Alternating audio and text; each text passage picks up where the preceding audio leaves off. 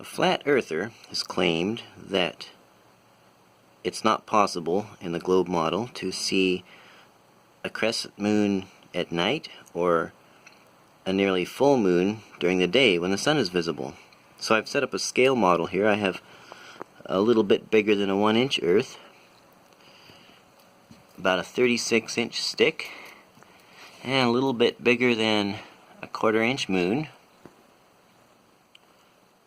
And then I've got a sun over there. It's just a spotlight. It's about 2.4 inches in diameter, about 22 feet away, so it's about a half a degree in angular apparent width from here to roughly simulate the sun. And as you can see, it shines on my sun, or my moon, and my earth. There's a shadow it all casts.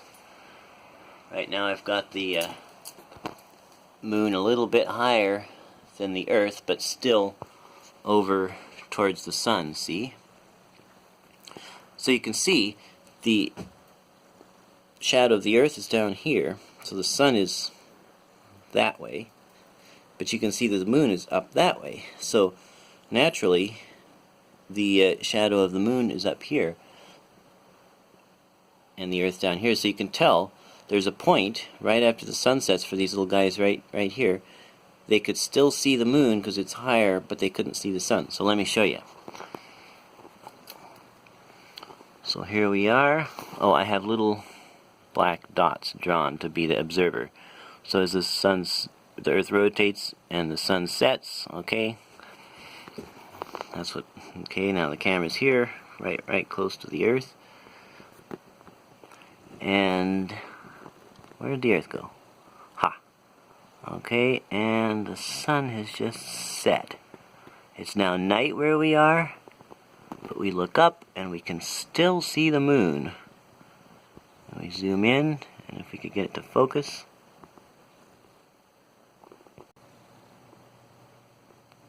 Okay, it's pretty much absolutely refusing to focus, but I think you can see every once in a while it'll come into focus, and there will be the crescent moon. Even though we're behind the earth, we can't see the sun because we're behind the curve of the, we're around the bend. It's night, but if it focuses, you can definitely see the crescent moon. There we go. Okay, now as to whether you can see a nearly full moon during the day, where did our little guy go on? Okay, here he is. See, if he was here, the sun would set, but the sun hasn't set yet. And so, now again, here's the shadow of the earth, and up here is the shadow of the moon. So you can see there's a shadow of the earth and the moon and my stick. And you can see that the moon is not perfectly lined up with the sun and the earth. If it were, down here, then it would be, like an eclipse or something. But most days it's not like that. So when it's just up there a few degrees, it's not up that much because this is pretty long ways. It still produces a significant height above the horizon of view over the edge of the surface of the earth. So we can see here that over there is the sun, and we can still see a nearly full moon up there. Again, it doesn't want to focus, but try it yourself. It's not a hard model to make, and then you won't have to put up with my stupid camera.